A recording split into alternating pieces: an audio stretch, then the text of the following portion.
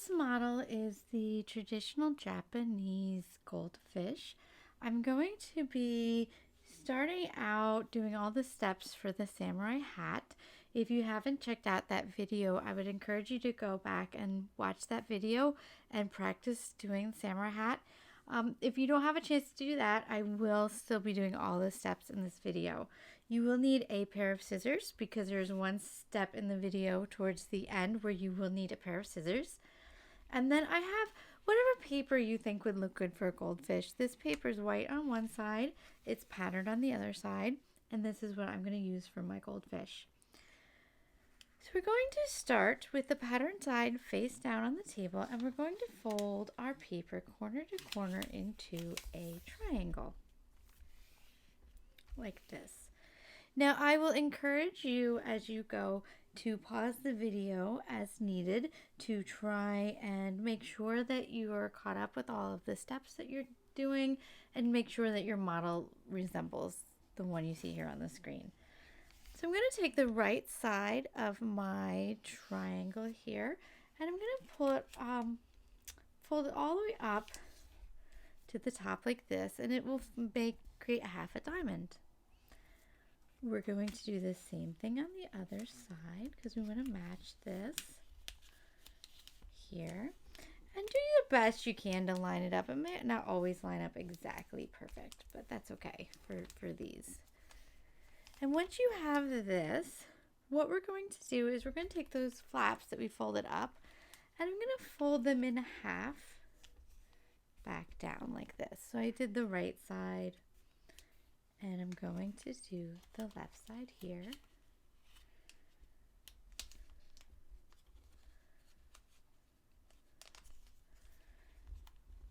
And again, it's okay if they don't line up 100%. So you have something that looks like this. I'm going to, for me personally, this makes it a little easier. I'm going to rotate it 180 degrees. So now the flaps are up here. And this, I'm going to do a little drawing on mine. You don't have to do on yours. What I'm going to do is I'm going to mark the line that's like halfway between here and here. I kind of split this triangle in half. And I'm going to take this top flap here and I'm going to fold it down along that line. So it's a little bit tricky. It is definitely a little bit of a tricky step, but you can make it work. Something like that, and it's folded down. It folds along that line here. Like that. And it folds all the way from this corner, all the way down here, all the way up. And we're going to do the same thing on the other side. And this side, I'm not going to mark the line, but I'm going to visually look at it to make sure that it kind of matches. So you can see here and here how they match with each other. So we have it matches pretty good. And then at the bottom here are two flaps here, and we're going to work in the top layer. We're going to take that top flap and we're going to fold that up kind of as far as it goes here. I'm not going to quite go up. I mean, I could go up a little bit further maybe, but I think that's probably about good. So you have something that looks like that.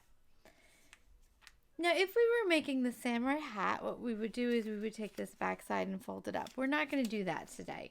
In fact, actually, I'm going to turn it over. I'm going to show you. We need to make a cut on this piece here. So I'm going to use this pencil and draw where we need to make the cut on this. So I want to leave probably about an inch uncut in the middle. So something about like this. So I can kind of look at this and I can say, okay, looks like about like that. So I'll probably cut this and this on either side. You don't have to pencil it in. You can if you want to, if it'll make it easier. And we don't want to be cutting this part. So we're not going to cut that part. So what we want to do is we want to cut from here to here and here to here on this layer only. So I'm going to cut from there, and I'm going to cut. So you should see, it should look something like this. So you can sort of see. If you accidentally cut it all the way through, you can put some tape on it. No big deal. That's fine. Now, I'm going to start making the goldfish. And this part is very, very tricky. So I would encourage you to practice it a couple of times until you get it right. So what I'm going to do is I'm going to open up my little samurai hat here. And I'm opening it up. And as I open it up, I'm going to fold these sides together like this. So see how I'm folding the sides together? This next part is going to be very, very tricky. What I'm going to do is I'm going to lift up my tail like this. I'm going to pinch it. Take my finger and pinch here. We're kind of doing a reverse fold. And I'm going to slowly, I might have to adjust it a little bit as I pinch it.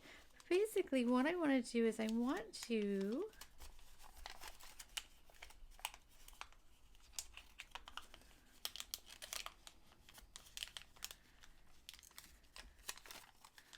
I'm just getting it sort of, okay, there we go. Yeah, so basically I want to be able to flatten this tail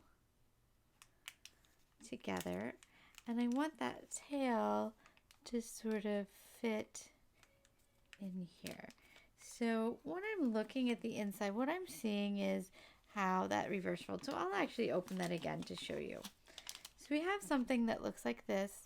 We're going to lift the tail up and we're going to press it in and fold it flat. So it's kind of called an inside reverse fold. So you can kind of see here that you have that little inside reverse fold. And you can see it in here too. So it's just a little bit tricky to do. And I could practice it a couple times.